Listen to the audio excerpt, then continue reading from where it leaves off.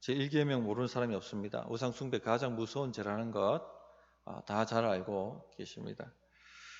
그러나 우상 숭배가 무엇인지, 왜 우상 숭배하지 말아야 하는지에 대해서 정확하게 이해하신 분들이 그렇게 많지는 않습니다.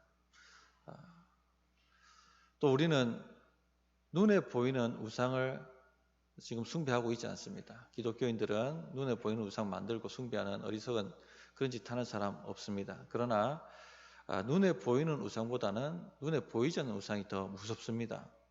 눈에 보이지 않기 때문에 나는 제1계명을 순종하고 있다.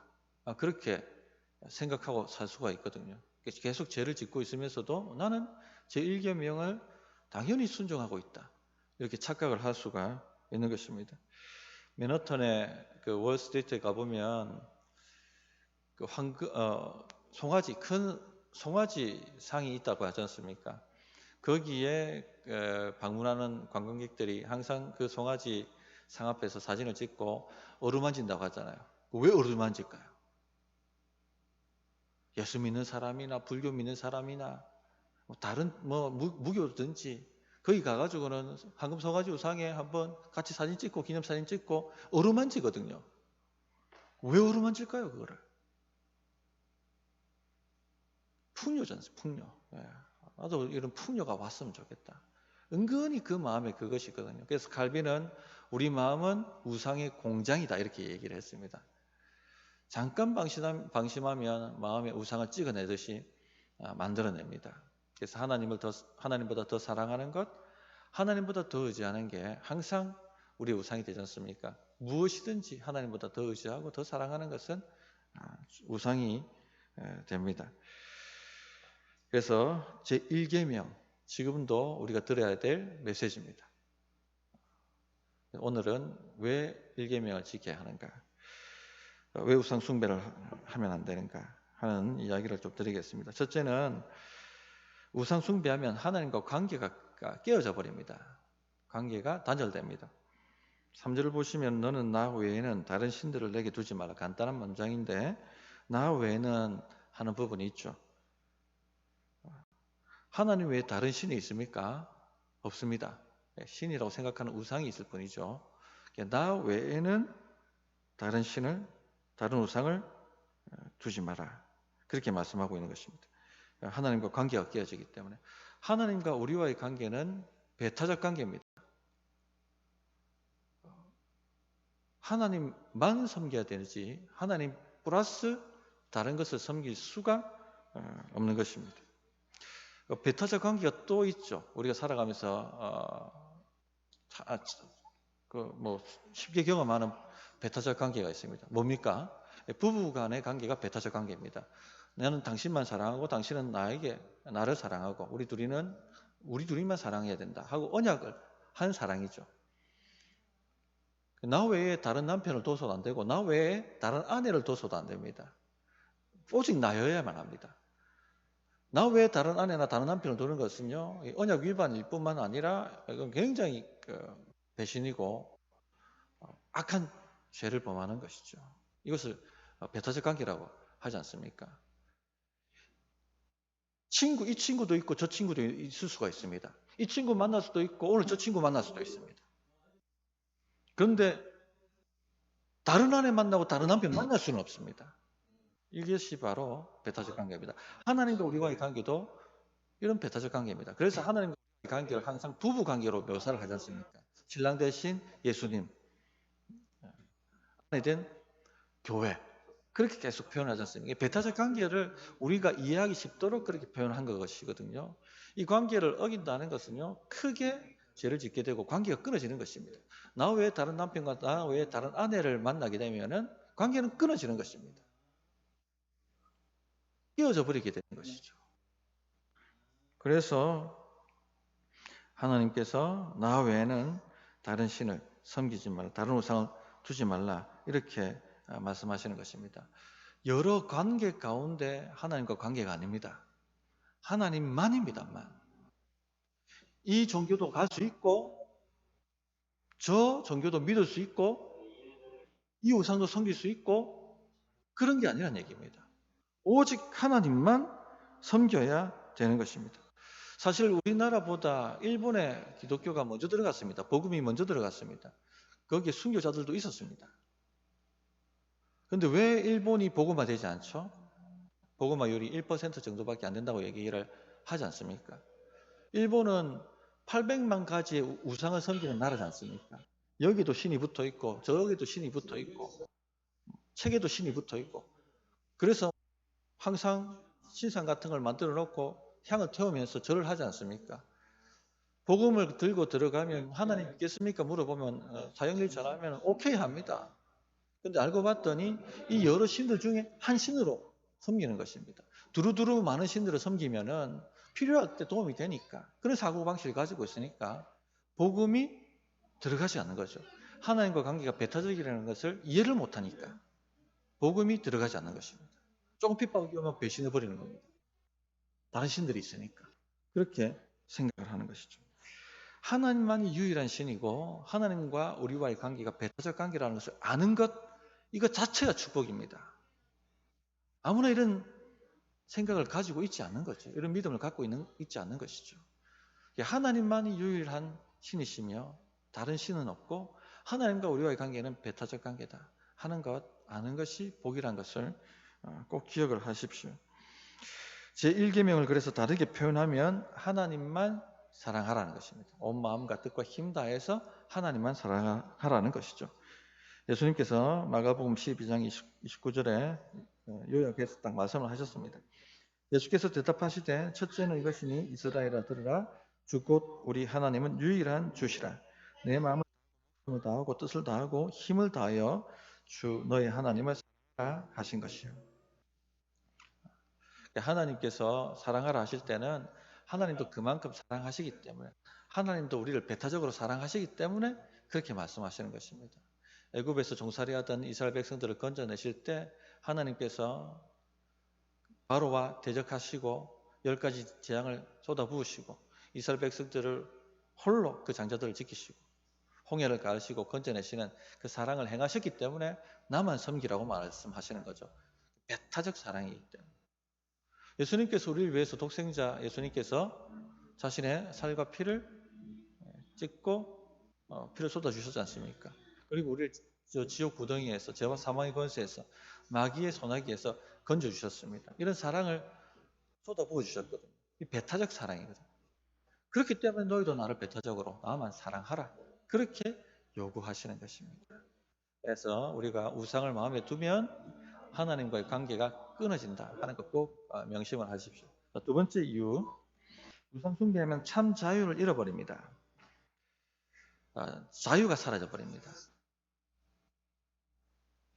그 인간이 만든 우상은요, 절대 우리에게 자유를 주지 않습니다. 참 자유를 주지 않습니다. 하나님만이 참 자유를 주죠. 2절을 보시면은 나는 너를 애굽 땅 종되었던 집에서 인도하여 낸 내 하나님 여호와니라 이렇게 말씀하셨지 않습니까? 애굽에서 400년 동안 종살이했습니다. 애굽에 수많은 우상들이 있었습니다. 부르짖지 않았겠습니까? 부르짖었을 것이고 제사를 드렸을 것이고 뭔가 헌물도 드렸을 것입니다. 그런데 전혀 응답하지 않았습니다. 결국엔 누구한테 부르짖습니까? 아브라함의 하나님, 우리 조상의 하나님 나를 좀 건져달라고 부르짖죠. 그때 하나님이 들으시고 응답하셨습니다. 누가 참 자유를 줍니까? 우상이 줍니까? 아닙니다. 하나님만이 참 자유를 준다는 것을 말씀하고 있는 것이죠. 우상을 숭배하면요, 자유를 주는 게 아니라 오히려 속박을 줍니다. 돈을 하나 예를 들어보면 오스카 와일드라는 분이 이런 말을 했다고 합니다. 젊은 사람은 돈이 전부라고 생각한다. 나이를 먹으면 돈이 전부가 아니라는 것을 어떻게 얘기 나올까요? 느끼게 되는 것이 아니라 더 뼈저리게 느낀다. 그렇게 말을 했습니다. 젊은 때는 돈이 전부라고 생각하는데 나이 들면 더 뼈저리게 돈이 전부라고 느낀다. 어떻습니까, 성도님들? 나이 들면 들수록 돈이 더 전부라고 뼈저리게 느껴지십니까? 이게 지금 우리가 싸우는 싸움이란 겁니다. 한창 때 생활력이 있을 때는 돈이 전부라고 느낍니다. 그런데 이제 생활력이 떨어졌을 때 더 뼈저리게 느낀다는 거예요. 이게 지금 우리가 싸우고 있는 실제적 싸움이에요. 우상과의. 하나님만으로 충분하다라고 우리가 고백하고 찬양하지만 실제 삶에 들어가 보면 이 돈의 파워에 짓눌려서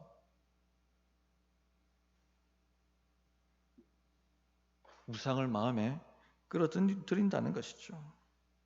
그런데 이 돈을 숭배하면 돈 하면 정말로 참 자유와 행복을 줄까요? 전혀 그렇지 않다는 것을 우리는 뼈저리게 알고 있습니다. 돈 번다고 건강해지죠. 돈 번다고 가정 소홀합니다. 돈 번다고 참 아버지와 부모와 깊은 관계를 맺어야 될 어린 자녀들과의 관계가 형성되지 않죠.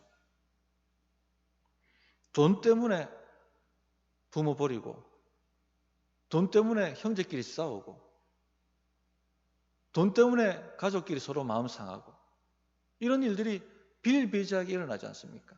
돈 때문에 친한 친구끼리 의가 상하게 되고 등 돌리게 되고, 돈 때문에 교인끼리 싸우고 등 돌리게 되고 원수되고 세상 법정에 서고, 이런 일들이 비일비재하게 일어나지 않습니까? 돈이 참 자유를 줍니까? 참 행복을 줍니까? 그렇지 않습니다. 완전히 관계를 파괴시켜버리고 우리를 종속시키고 억압하고 억누르고 빼앗고 모든 것을 박탈해 가는 것, 우리 경험적으로 알고 있습니다. 돈 때문에 다른 인간 팔아넘기고, 돈 때문에 신의를 헌시짝처럼 버리고, 돈 때문에 불의를 보고도 못 본 척하고, 이렇게 되는 것이죠. 그래서 시편 115편 3절부터 9절에 8절에 보면 참 이런 기가 막힌 말씀이 있습니다. 오직 우리 하나님은 하늘에 계셔서 원하시는 모든 것을 행하셨나이다. 그들의 우상들은 은과 금이요 사람의 손으로 만든 것이라. 입이 있어도 말하지 못하며, 눈이 있어도 보지 못하며, 귀가 있어도 듣지 못하며, 코가 있어도 냄새 맡지 못하며, 손이 있어도 만지지 못하며, 발이 있어도 걷지 못하며, 목구멍이 있어도 작은 소리조차 내지 못하느니라. 우상을 만든 자들과 그것을 의지하는 자들이 다 그와 같으리로다. 우상을 숭배하면요, 눈이 있어도 보지 못하고, 코가 있어도 냄새 맡지 못하고, 귀가 있어도 듣지 못합니다. 완전히 바보 됩니다. 감각이 다 사라져 버립니다. 손이 있어도 만지지 못하고, 다리가 있어도 걷지 못하고, 완전히 자유를 잃어버리게 되는 것이죠. 그러나 하나님을 의지하면 자유가 있습니다. 그 느부갓네살, 바벨론의 가장 포악하고 모든 권력을 다 가진 그 황제 앞에 사드락과 아벳느고가 당당하게 말하지 않습니까? 찍소리 못하는데 다 말을 못해요. 부당하다 생각해도 다 말 못합니다. 그런데 우상 앞에 절하지도 않고 담대하게 말하죠. 하나님이 당신보다 크시고 당신에게 권력 주신 분도 하나님이시고 우리가 풀목불에 들어가도 하나님께서 우리를 건지시고, 그렇게 안 한다 할지라도 우리는 하나님을 섬기는 것을 포기하지 않겠다. 이게 자유 아닙니까?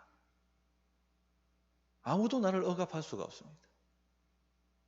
하나님을 믿을 때 오는 참자예요.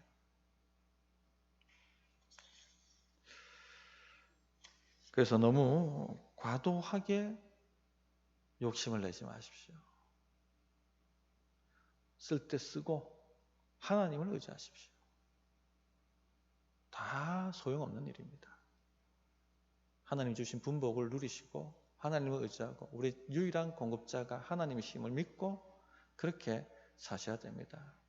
11조 하지 못하시는 분들도 이제 11조를 하셔야 됩니다. 그렇게 아낀다고 내 삶이 부유해지지 않습니다. 믿음으로 하나님을 의지하셔야 되는 겁니다. 자, 그렇다면 왜 이 제1계명을 어기게 될까요? 핵심은 그거죠. 풍요, 번영 때문에 1계명을 어기는 것입니다. 풍요와 번영에 우리는 목이 말라 있습니다. 그것이 하나님처럼 여겨지기 때문에 1계명을 범하게 되는 것입니다. 지금 사사기 우리가 배우고 있는데 좀 그때도 말씀을 드렸습니다만 이스라엘 백성들이 가나안 땅에 섬겼던 가장 주도적인 우상이 뭡니까? 바알과 아세라죠. 바알은 폭풍의 신입니다. 왜 바알을 섬겼습니까? 가나안 땅에 농경을 하려면 우리나라도 마찬가지겠지만 이른 비와 늦은 비가 때에 맞춰서 와야 됩니다. 그렇지 않으면 농작물이 다 타버리고 말라버리고 추수할 수가 없습니다. 지금은 다른 나라에서 곡물을 수입해가지고 먹을 수도 있지만 그 당시에는 그런 게 없었습니다. 한 해 농사 망치면 죽는 겁니다. 우리나라에도 예전에는 보릿고개가 있었지 않습니까? 죽는 겁니다. 아사에서 처처에 곳곳에 내 자식 죽고 다 죽는 거예요. 마을이 그냥 사라질 수가 있는 겁니다. 그러니까 늦은 비와 이른 비를 누가 주느냐? 폭풍의 신 바알이 비를 몰고 오니까. 그래서 바알을 숭배했던 것입니다. 아스다로스 누굽니까? 비너스를 말하거든요. 다산의 여신. 그런데 이 아스다로스는 바알의 아내라고 여겨졌어요. 바알과 아스다롯이 만나서 사랑 행위를 할 때 이 땅에 번개가 치고 비가 온다고 여겼기 때문에 그 바알과 아스다롯 신전에서 뭘 했겠습니까? 신전 창기들이 음란한 행위, 그게 예배인 거예요. 그러니까 하나님께서 왜 가나안에 들어가면은 우상의 제단을 다 헐어버리고 가나안 족속을 다 진멸하라고 하신 이유가 이해가 되지 않습니까? 왜 그렇게만 해야 되는지 잔인해 보이는데 안 그러면 다 이게 넘어오는 겁니다. 다 성이라는 것이 강력하거든요. 풍요란 것도 강력하고 그러니까 여기에 보기만 하면 다 넘어가게 되는 겁니다. 다 진멸하라 보이는 족적 그렇게 말씀하신 것이죠. 가나안 땅에 들어온 이스라엘 백성들은 유목민입니다. 농사 지어본 경험이 없습니다. 또 지역마다 농사법이 다 다릅니다. 그래서 믿음으로 가나안 정복해 들어왔는데 다 쫓아내지 않았잖아요. 농사를 지어봤는데 우리 소출은 요만하고 옆에 바알과 아스다로 섬기는 가나안족은 이따만하게 수확을 하는 겁니다. 유혹 안 받겠습니까? 유혹 받는 거예요. 그러니까 2세대 넘어가자마자 다 넘어가 버리는 겁니다. 거기다. 우리가 지금 예수 믿는 사람이 고민하는 게 이 고민 아닙니까? 나는 예수 믿는데 불신자는 왜 같이 일하는데 승진 빨리 하고 합격 빨리 하고 돈 더 많이 벌고 나도 예수 믿는 사람이건 저 사람은 불신자인데 사업을 해도 왜 나는 소출이 이만큼 되고 왜 저 사람은 저만큼 되는가? 유혹이 오지 않습니까? 세상 방식 바알과 아스다롯 방식으로 쫓아가고 싶은 유혹이 생기는 거잖아요. 이게 지금 믿음의 싸움인 겁니다. 제1계명을 지킬 것인가 말 것인가. 안식일을 지킬까 말 것인가도 다 그런 싸움인 거죠. 지금 우리가 이런 전쟁 가운데 있다는 겁니다. 눈에 보이지 않지만은 이 전쟁이 지금 일어나고 있다는 거예요. 제1계명 전쟁이 일어나고 있다는 거예요. 저는 정말 진짜 타는 마음이 있습니다. 주일날 퐁당퐁당 오시는 분들이 있거든요. 모르기 때문에 그런 겁니다. 하나님 외에 겸하여 섬길 수 있는 뭔가가 있다라고 믿으니까. 아예 눈에 보이는 우상을 섬겼던 시대는 그냥 즐겨버리면 그만이야.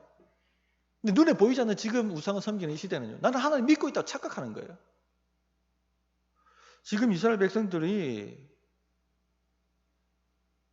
하나님을 버리고 우상만 섬긴 게 아닙니다. 성막에 가서 하나님께 예배 다 드렸어요. 어린 양 다 잡아가지고 제사 다 드렸습니다. 율법이 말하는 대로. 그러나 밖으로 나오면 아스타로스입니다. 바알입니다. 이 겸하의 성이 이게 문제죠. 오늘날에도 이게 문제인 거죠. 그래서 마태복음 6장 24절에 한 사람이 두 주인을 섬기지 못할 것이니 혹 이를 미워하고 저를 사랑하거나 혹 이를 중히 여기고 저를 경히 여김이라. 너희가 하나님과 재물을 겸하여 섬기지 못하느니라. 이렇게 말씀하셨어요. 배타적 관계라는 것을 알아야 되는 것입니다. 이게 축복입니다. 하나님 외의 것을 섬기면 이스라엘 백성들이 진짜 풍성해졌느냐? 절대 그렇지 않습니다. 곧 거들이 나기 시작합니다. 그래서 주님께서 그렇게 말씀하셨죠. 예레미야 2장 13절에 보면 내 백성이 두 가지 악을 행하였나니 곧 그들이 생수에 끄는 데는 나를 버린 것과 스스로 웅덩이를 판 것인데 그것은 그 물을 가두지 못할 터진 웅덩이들이라. 아무리 갖다 부어도 터졌으니까 다 새는 겁니다.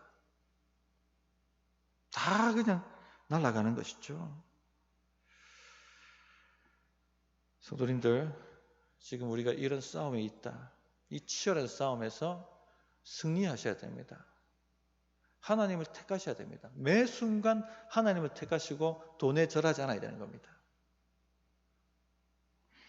제1계명은 지금도 유효합니다. 하나님보다 더 사랑하는 것, 하나님보다 더 의지하는 것 반드시 제거해야 됩니다. 신자는 어떻게 하든지 믿음으로 살아야 됩니다. 믿음으로 성공하고, 믿음으로 장사하고, 믿음으로 승진하고, 믿음으로 합격하고, 그게 바로 우리가 살아가는 방식입니다. 믿음으로 눈물을 흘리며 씨를 뿌리면 기쁨으로 단을 거두게 되어 있습니다. 때가 되면 단을 거두게 되어 있습니다. 오해하지 마세요. 저는 우리 교인들을 사랑합니다. 정말 잘 되기를 바랍니다. 그래서 말씀드리는 겁니다. 11조를 하십시오. 이걸 좀 다른 사람들한테 가르쳐 주십시오. 그거 못하는 건요, 바알을 마음에 품고 있는 것과 같아요. 그렇게 기도하는데 어떻게 응답이 오겠습니까?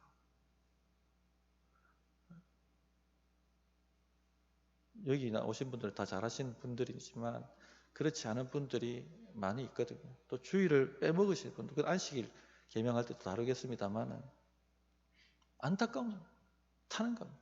그러면서 복이 임하기를 바라고 있으니 어떻게 되겠습니까?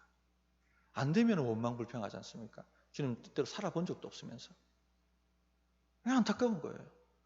무언가 승부를 보려면은 믿음으로 벼랑 끝에 서서 몸을 던져야 되는데 전혀 그런 것 없으면서 그런 게 너무 안타깝습니다. 우리 성도님들이 우리 이 시간 이렇게 뜨겁게 기도할 때 우리 마음의 우상 다 제거되도록 그렇게 기도하시고 하나님만이 유일한 공급자가 되심을 믿고 이 전쟁에서 승리하는 교회가 될 수 있도록 하나님 도와주십시오라고 간절히 부르짖어야 됩니다. 하나님의 부이 임해야지, 힘이 와야지 이길 수가 있기 때문에 찬양하면서 우리가 또 기도하도록 하겠습니다.